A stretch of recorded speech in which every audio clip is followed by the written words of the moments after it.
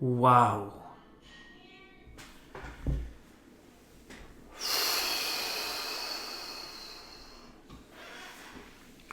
Non, mais...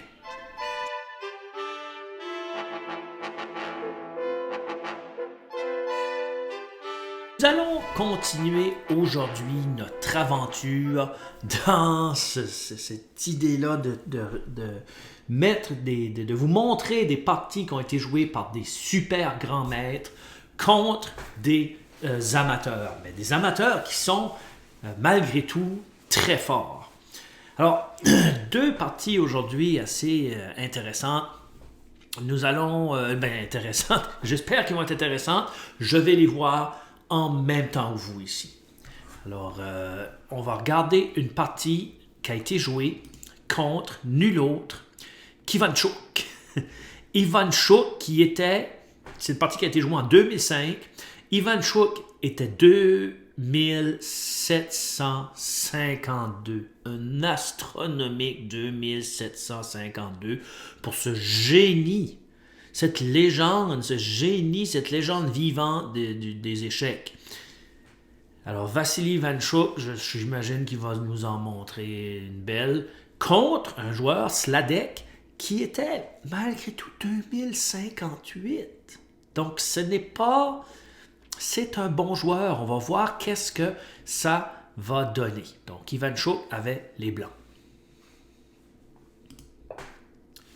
E4. C5,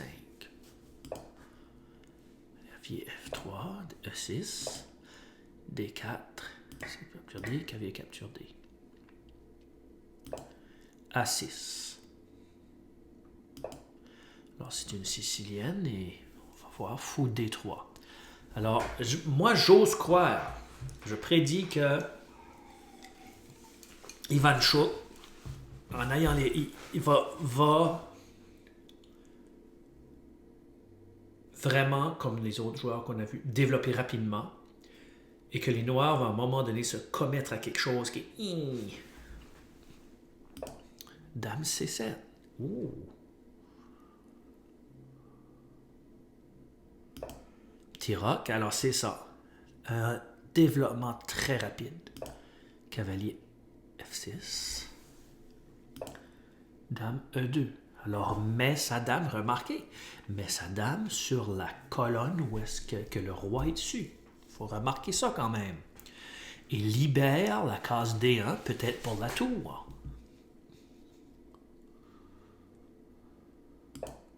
D6. OK.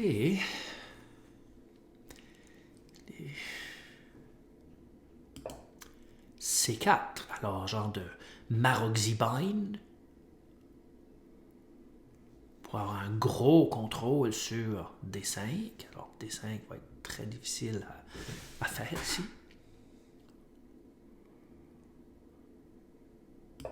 x7. Cavalier C3. Alors il n'y a rien de... Cavalier B, D7. OK, là on voit que le fou blanc, sur couleur blanche des noirs, va être là pour un certain temps. Quand même. F4. OK. OK, d'humeur agressive. F4. OK. Alors, il prédit bien sûr le petit roc adverse. F4 va peut-être permettre à la tour de venir en jeu et d'attaquer.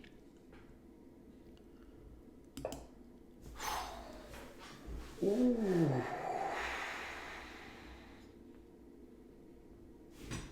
Alors c'est ça là. H5. OK. Se compromettre. Un peu comme l'autre vidéo qu'on avait vue, que j'ai parlé. Le joueur plus faible, ben non, c'est pas plus faible, c'est plus faible, se compromet. C'est compromis selon moi avant Ivanchuk. OK, Ivanchuk avait joué F4, mais ça compromet pas nécessairement du tout au tout. Tandis que H5, c'est comme, OK, H5, probablement que les Noirs veulent essayer d'attaquer Ivanchuk à l'aile roi. Puis aussi H5, comme, OK, OK, où est-ce que le roi noir va se ramasser maintenant? Faire le grand roc. Fou D2. Alors Ivanchuk, juste, ne panique pas. Développe ses pièces. Il y a une avance de développement tout de suite. B6. OK. Finalement, les noirs... Ben, pas finalement, mais les noirs, il faut qu'ils... C'est ça l'idée, j'imagine, qu'il va essayer de sauver son roi vers l'Eldam. B4. Et là, Ivanchuk qui lui dit, bon, donc, tu as joué H5, tu peux probablement pas... Ça serait peut-être pas une bonne idée de faire le petit roc. Et là, tu vas essayer de faire le grand roc. Mais tout de suite, tu es en retard de développement. Ton roi est resté au centre. Alors, qu'est-ce qu'il fait? Il se prépare sur le bord d'âme. J'aime vraiment ça. Fou B7. Mais, je veux dire. Et c'est ça. Comme on a vu dans d'autres parties, le roi restait au centre, on va ouvrir, on est en avance de développement, le roi restait au centre, Ivanchuk va ouvrir les lignes vers le roi. F5. F5 attaque 2 fois le pion E6. Qu'est-ce qui va se passer? Peut-être E5? Ouais. OK. Cavalier B3. Probablement C5, on ne sait jamais, un jour. Ouh, OK, là, c'est vraiment... C'est ce que c'est que le roi va rester au centre. A5.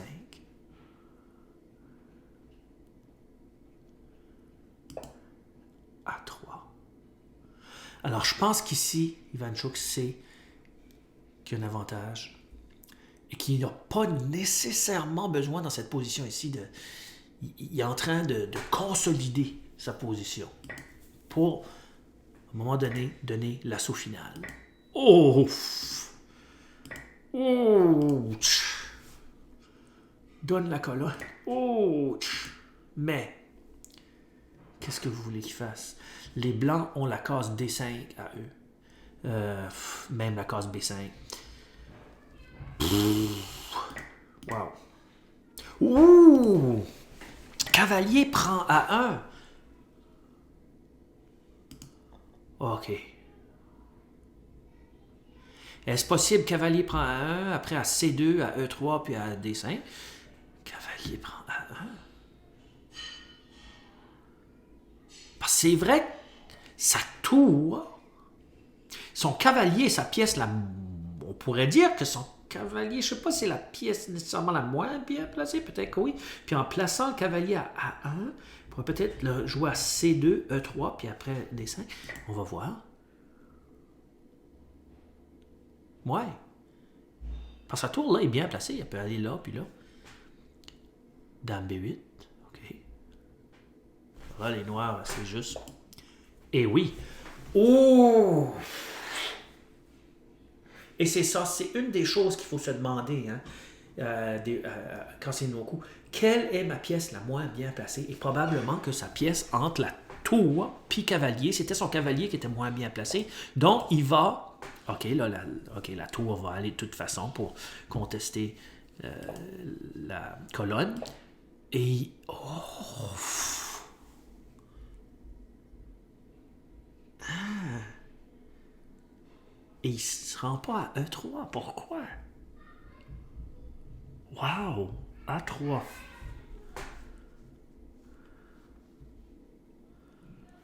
OK. Fou C6. Cavalier B5. Wow! Alors donc, la case voulue n'était pas D5, mais bien B5. Pour mettre de la pression sur D6, oui.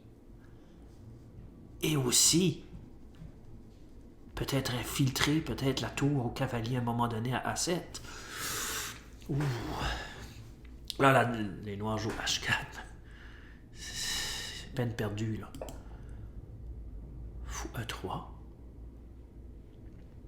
On pourrait ramener la dame là, peut-être. Si jamais. Cavalier D5. Cavalier H5.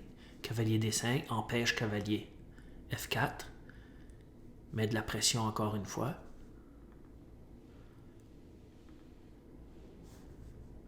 Ouh, force quasiment cette... Gagne la paire de fous. Wow. Et remarquez, l'adversaire n'a pas de jeu. Il n'a pas de jeu. Il ne peut même pas toucher le roi.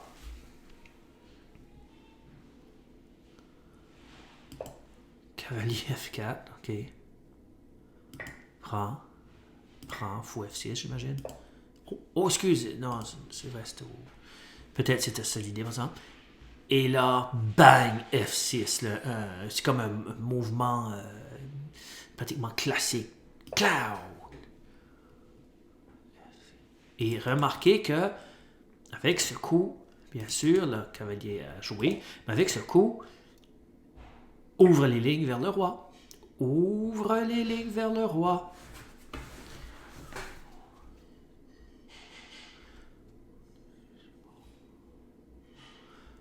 Wow.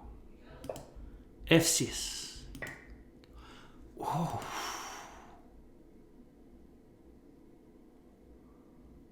Ouch. Là, menace l'échec et mat, c'est sûr. Là. Prends avec le pion.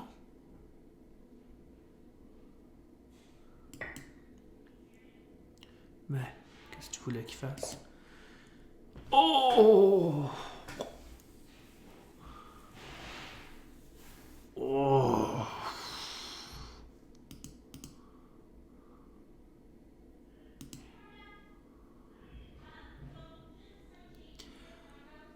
Wow! F6.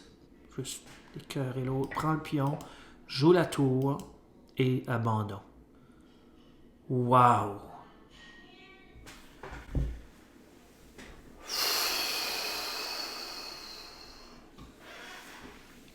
Non, mais c'est beau. Je sais qu'il jouait qu'un adversaire qui était de force inégale, mais de la manière qui... C'est vraiment, quand même, vraiment beau. Dites ce que vous voulez, là. Ivanchuk. Wow. Alors, je vous laisse digérer ça un peu, là. Wow. OK. Oh, j'aime. On va maintenant aller voir une autre partie, mais celle-ci a été jouée par Zvidler. Zvidler. Alors, Peter Zvidler, champion russe pendant, je sais pas comment, des années records.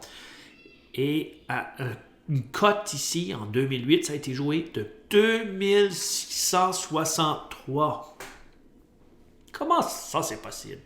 2763. Un grand malade. Qui va nous jouer contre un joueur qui s'appelle Lions de 2115. Et là, on parle probablement de 2115, probablement sur de FID. C'est des gros joueurs. C'est pas de la petite bière. Alors, allons voir cette partie. J'ai vraiment hâte aussi. Et j'ai mis Fiddler avec les blancs aussi. Comme l'autre, je n'ai jamais vu cette partie-ci. J'ai hâte. E4. Oh, et l'adversaire décide de jouer, d'essayer probablement son ouverture favorite. La défense scandinave contre un 2763.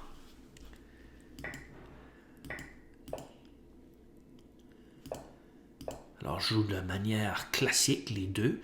On voit souvent maintenant Dame A5. De toute façon.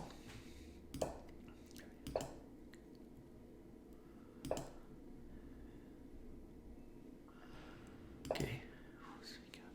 Et encore une fois, le joueur le plus faible va entrer dans un...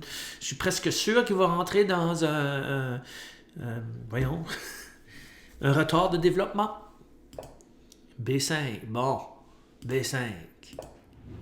Wow. Probablement que l'adversaire joue, s'il connaît cette ouverture-là, puis c'est un coup qui joue, par exemple. Peut-être B5, elle ferait fou B7 ou quelque chose comme ça. Intéressant.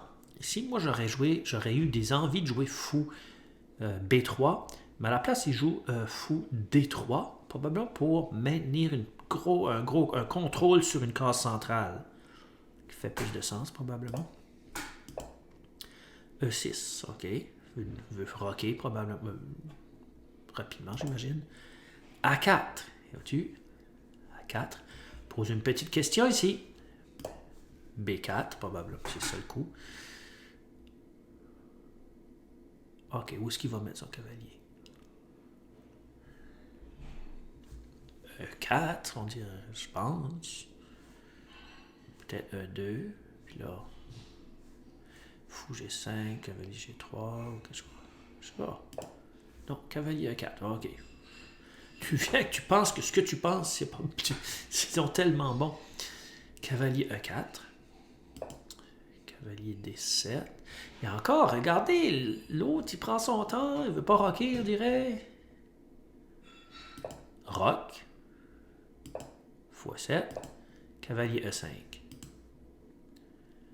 Place le cavalier. Pose une question au pion qui est ici. Bon. OK. Alors, les noirs n'ont pas encore rocké. Capture. Attaque le cavalier. On n'a pas le temps de rocker encore. Cavalier capture le cavalier. Prend. Attaque le pion C6. Échange les dames. C'est ça. Échange les dames.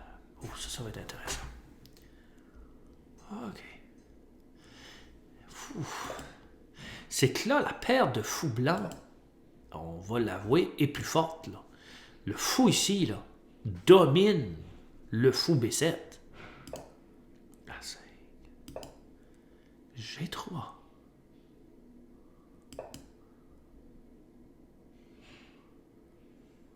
OK, fou tour C8. Qu'est-ce que ça change? Pas grand-chose. Et là, allez hop, on va doubler. OK, tour C8 pour jouer fou A8. OK. Et C5 probablement. Non, pas de suite, c'est vrai, il faut qu'il, à un moment donné, qu'il rock. Mais bon, regardez bien, c'est beau, c'est beau, c'est beau. Wow. G3, OK. C'est un bel exemple d'aller amener une tour sur la 7e. Et là, il est sûr. Et bang! Tour sur la 7e. Stratégiquement, grand classique. OK? Wow. Wow. Et ça, c'est beau. Fou D8. Il n'y a pas le choix. Ah! Et probablement que G3 était pour peut-être bien dominer aussi le fou A7.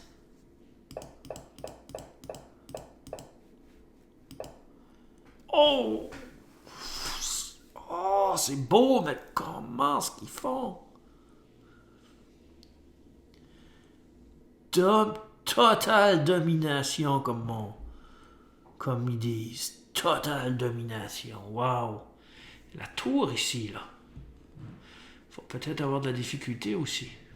Il joue, il a été attaqué. La tour joue là. Et là, il aurait bien envie d'amener sa tour à D7, l'autre.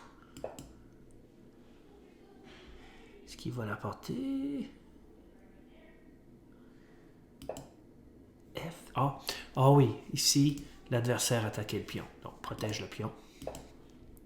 Tour D8. Pour essayer d'échanger les tours. Fou. Échange. Ça change en rien. Ça change pas grand-chose. Échange. Prend avec le fou. Parce qu'il pouvait pas prendre avec la tour. S'il prenait avec la tour, il perdait un fou. Wow. Fou prend. Le roi s'en vient. G5. Fou D3. Qu'est-ce qu'il peut faire maintenant?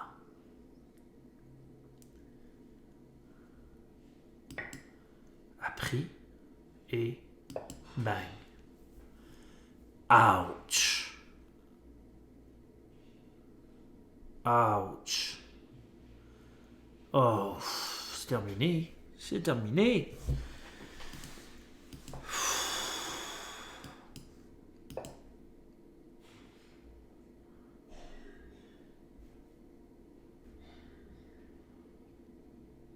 Wow.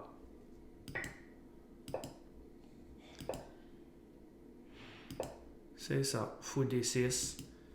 Et l'abandon. Wow. Mais je me demande pourquoi. Hein? Ça, c'est beau, là. Wow. Je me demande pourquoi Vidler, ici, n'aurait pas joué Fou D3. Non, excuse. Ici. Fou D3. Quelle raison?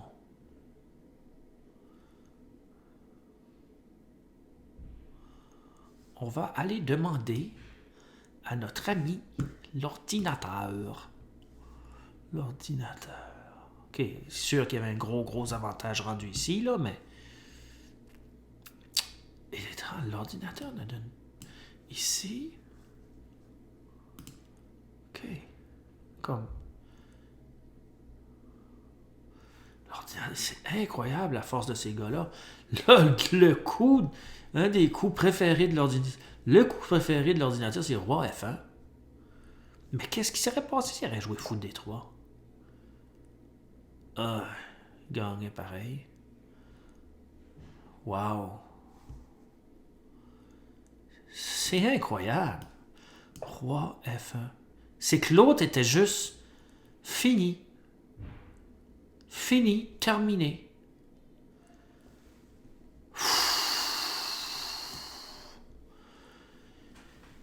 C'est trop beau, même en fin de journée, ça me fascine. C'est trop, c'est vraiment bien. Wow!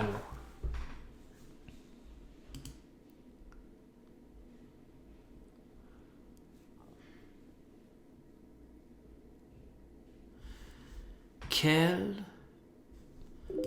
joueur extraordinaire. Là, j'ai un défi de quelqu'un, mais j'ai pas le temps. Quel joueur extraordinaire.